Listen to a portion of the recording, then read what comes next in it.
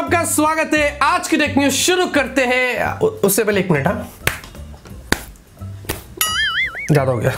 हाँ, मैंने new camera और न्यू माइक को उठा के फेंक दिया, मतलब अभी वो वहां पर पड़ा हुआ है और वापस से हम पुराने कैमरे पर और पुराने माइक पर आके, वो बोलते ना कहावत है ओल्ड इज गोल्ड, वो आज लागू हो रही है। मैं इतना परेशान हो गया था आपके कमेंट्स पढ़ के, इतना डिप्रेशन में चला गया था कि मुझसे बर्दाश्त नहीं हुआ। फाइनली हमने उसको हटा दिया। अब दोस्तों वो इन बिटवीन जो शॉट्स होते हैं ना, उसके लिए मैं उसका इस्तेमाल करूंगा। बाकी नॉर्मली जैसा चल रहा है अब ऐसे ही चलेगा। वैसे आप सभी लोगों को मेरी तरफ से ईद की ढेर सारी शुभकामनाएं। मैं मेरी बेटी को लाके विश करने वाला था पर वो तो सो गई, तो उसको उठाना मतलब बहुत डेंजर वाला काम है। तो मेरी तरफ से आप सभी लोगों को ईद की शुभकामनाएं। खुश रहिए, मुस्कुराते रहिए। ईद हो, छुट्टी हो, कोई भी दिन हो, टेक न्यूज तो आपको मिलेगी, ये तो हमारा प्रॉमिस है। बाय द वे, हमने ऑनर मैजिक बुक 15 का अनबॉक्सिंग किया लैपटॉप का। अगर आपने नहीं देखा है तो आप जरूर से जाके देखना। साथ में दोस्तों हमने पोल रखा था, कल आपसे पूछा था कि एक स्मार्टफोन में आप फ्लैट डिस्प्ले या कर्व्ड डिस्प्ले कौन सा प्रेफर करेंगे।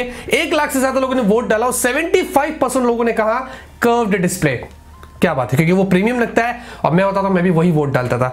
एनीवेज दोस्तों, गर्मा गर्म टेक न्यूज है आज तो। बहुत इंपॉर्टेंट, बहुत इंटरेस्टिंग टेक न्यूज लेके आ गया हूं। लाइक करो, 40,000 पार कर दो और फटाफट से आज की टेक न्यूज शुरू करते हैं। तो पहली खबर की बात करेंगे, शुरुआत करते हैं सैमसंग से। सैमसंग ने इंडिया में अपने यूवी स्टेरिलाइजर को लॉन्च कर दिया है। ये एक छोटा सा डब्बा है, उसमें अपने फोन को, एक्सेसरीज को डालिए और वो उसको पूरा जर्म्स को किल कर देगा। मतलब 99% की एक्यूरेसी इसकी, और आपको डिसइंफेक्टेड चीजें उसके थ्रू प्रोवाइड करता है। मतलब आप अपने फोन को, एक्सेसरीज को इस डब्बे में डाल के स्टरलाइज कर सकते हैं। इसमें आपको 2 अलग अलग यूवी लाइट्स इसमें मिल जाती है, उसके थ्रू वो काम करता है।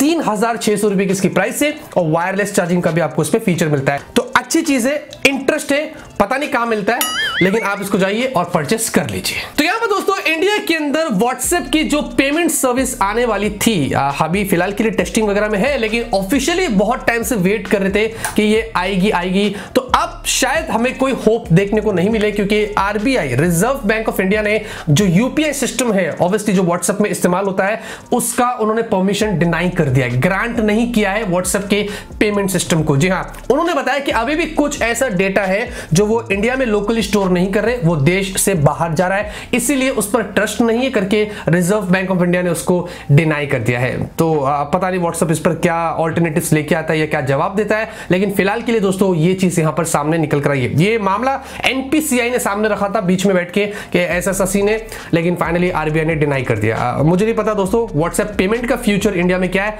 लेकिन जो है ये खबर निकल कर आई है। तो यहां पर दोस्तों टिकटॉक की तरफ से आज बहुत ही बड़ी खबर निकल कर आ रही है और इस कहानी में दोस्तों एक ट्विस्ट भी है, उसके बारे में आपको आगे बताऊंगा। लेकिन अच्छी खबर पहले सुन लीजिए कि यूएस में दोस्तों जो प्रेसिडेंट है वहां के, डोनाल्ड ट्रंप ने ऑफिशियली अनाउंस कर दिया है कि हम कुछ ही दिनों में टिकटॉक को अमेरिका में बैन कर देंगे। जी हां, ये भी रूमर्स और लीक्स नहीं है, उन्होंने खुद अनाउंस कर दिया। मतलब थोड़े ही दिनों में दोस्तों इंडिया के बाद अब यूएस में टिकटॉक बैन हो जाएगा। देखिए दोस्तों, सबसे ज्यादा यूजर्स टिकटॉक के जो वो इंडिया और यूएस के थे, अब दोनों जगह से वहां से निकल जाएगा। लेकिन कहानी में ट्विस्ट की अगर बात करें तो माइक्रोसॉफ्ट ने अचानक से छलांग लगा दी और उन्होंने ऐसा बताया कि हम प्लान कर रहे हैं टिकटॉक को एक्वायर करने के लिए। साले का खोपड़ी तोड़।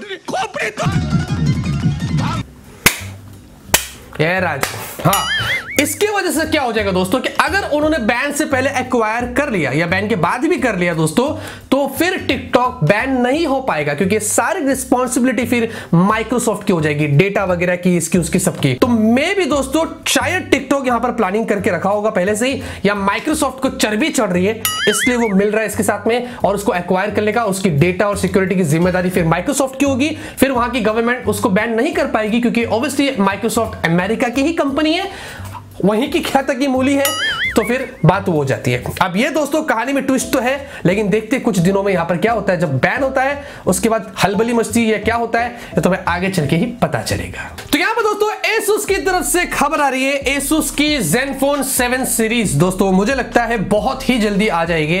बार बार वाईफाई सर्टिफिकेशन पर और इधर उधर सब जगह लिस्ट हो रहे। अब दोस्तों Zenfone का जो 7 Pro है ये ब्लूटूथ SIG सर्टिफिकेशन पर लिस्ट हो गया है। जी हां, और यहां पर दोस्तों बताया जा रहा है कि इसमें स्नैपड्रैगन स्नैपड्रैगन 865 प्लस वाला प्रोसेसर होगा और जो Zenfone 7 होगा उसमें स्नैपड्रैगन 865 होगा। तो दो फोन हमें Zenfone 7 सीरीज में देखने को मिल सकते हैं, एक Zenfone 7 और दूसरा 7 Pro। तो ये वाईफाई पर, ब्लूटूथ, SIG पर अलग अलग जगहों पर लिस्ट हो रहे। बीच में आई थिंक Geekbench पर भी लिस्ट हुआ था जिसमें वही स्नैपड्रैगन का प्रोसेसर दिखा रहा था। मैं एक्साइटेड इस फोन के लिए क्योंकि जहां तक मुझे ऐसा पता है इसमें भी वही फ्लिप कैमरा वाला सीन होगा जो Asus के 6G में आपको मिला था। खैर दोस्तों, आप मुझे बताइए क्या आप इस फोन के लिए एक्साइटेड है, क्योंकि ऑब्वियसली एक नॉन चाइनीज कंपनी है। आप मुझे कमेंट करके बता सकते हैं। तो यहां पर दोस्तों हमारी इंडियन गवर्नमेंट थोड़ा टॉप लेवल की अब थग लाइफ मोड में चले गई है। पहले 59 चाइनीज ऐप बैन किए, फिर 47 उसके जैसे क्लोन ऐप को बैन किए, उसके बाद अब लिस्ट में कुछ 200-250 ऐप से वो भी आगे चल के बैन हो जाएंगे, फिर बीच में इधर उधर की चीजें और बैन किए। और अब दोस्तों बताया जा रहा है कि जो चाइनीज जो टीवी से, जो चाइनीज कंपनी से उनके जो टीवी से या दूसरे कंपनीज के जो भी टीवी से जो इंडिया में बाहर से आते हैं दोस्तों, उनके ऊपर रेस्ट्रिक्शंस यहां पर लगा दिया है। मतलब बाहर से मत लाइए, इंडिया में ही आप टीवी वगैरह बनाइएगा तो हमारे लिए बेटर रहेगा। यस दोस्तों, इनडायरेक्टली मतलब वो यही चाह रहे हैं कि चाइनीज टीवी बाहर से इंपोर्ट ना हो, इंडिया में सब कुछ बने। तो लोकल मैन्युफैक्चरिंग को वो लोग यहां पर इनडायरेक्टली बूस्ट दे रहे हैं। यहां पर दोस्तों तुरंत उसके बाद सोनी, ऑब्वियसली एक नॉन चाइनीज कंपनी है, उन्होंने ऐसा बोल दिया 99% हमारे टीवी तो इंडिया में ही बनते हैं, तो हमें कोई टेंशन नहीं है। सैमसंग ने कोई ऑफिशियल स्टेटमेंट नहीं दिया, लेकिन Xiaomi ने भी बोल दिया कि 85% हमारे भी जो टीवी है वो इंडिया में ही यहां पर बनते हैं। अब क्या होगा दोस्तों, अलग अलग कैटेगरीज में यहां पर बैन लग चुका है, रेस्ट्रिक्शंस लग चुका है, और उसके लिए लाइसेंस उनको एक्वायर्ड करना पड़ेगा, जब जाके वो प्रॉपर्ली बाहर से टीवी ला के इंडिया में यहां पर बनाकर सोल्ड कर सकते हैं।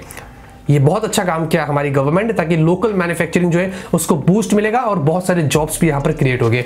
फिलहाल के लिए इंडिया का जो जवाब है चाइना को वो ये है।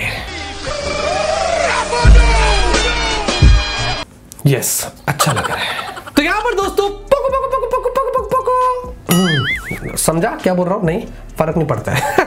यहां पर दोस्तों पोको की पहले बात करते हैं रेडमी की। तो रेडमी K30 अल्ट्रा दोस्तों रिसेंटली यहां पर दोस्तों ये ऑनलाइन लिस्ट हो गया, जिसके अंदर ऐसा बताया जा रहा है कि आपको MediaTek Dimensity 1000 प्लस वाला प्रोसेसर मिलेगा और 6.67 इंच वाली आपको AMOLED डिस्प्ले मिलेगी। सिमिलर दोस्तों रेडमी K30 Pro जैसा, बस थोड़े बहुत चेंजेस यहां पर इधर उधर हुए। तो रेडमी K30 अल्ट्रा करके ये जो फोन है, ऐसी लीक्स आ रही है कि 14 अगस्त को ये चाइना के अंदर लॉन्च हो जाएगा। उसके बाद क्या पता दोस्तों इंडिया में हमें ये पोको F2 के नाम से देखने को मिल जाए, क्योंकि दोस्तों सी मनमोहन जो पोको के जनरल मैनेजर है, उन्होंने पहले बोल दिया था कि स्नैपड्रैगन जो प्रोसेसर है 865 वो हमारे लिए बहुत एक्सपेंसिव है, तो हम शायद वो प्रोसेसर इस्तेमाल ना करें। तो ऑब्वियसली पोको F2 में उन्होंने ऐसा हिंट दिया था, या कोई भी फ्लैगशिप फोन होगा पोको का, कि हम स्नैपड्रैगन का प्रोसेसर यूज नहीं करेंगे। लेकिन ये वाला जो लिस्ट हुआ है दोस्तों, इसमें MediaTek Dimensity 1000 वाला प्रोसेसर है, और ऑब्वियसली स्नैपड्रैगन से MediaTek थोड़े चीप होते हैं, तो हो सकता है क्या पता वो ये उठा ले और इंडिया में रीब्रांड कर ले, पोको F2 के नाम से हमें ये देखने को मिल जाए,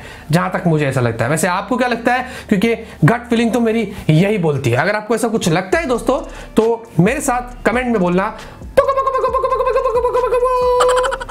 क्या आपको पता है कि दोस्तों Amazon.com, ये आपको अभी जो नाम दिखाई दे रहा है इनकी वेबसाइट का, वो पहले कुछ अतरंगी ही था, वो था कैडाब्रा।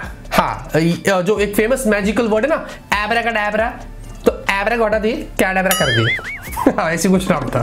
तो आज की न्यूज़ खत्म हो गई। आपको आज की न्यूज़ पसंद आएगी? अगर आपको पसंद है आप जरूर से इस वीडियो को लाइक करिए। इसमें से नहीं आ रही है, बड़ा शौक था मुझे, बड़ी उम्मीद थी, बड़े सपने थे, वो आ रहा है यहाँ से आवाज, तो निकल ले बेटा। मिलते हैं आपसे अगले वीडियो के साथ। Till then have a great day and always keep smiling.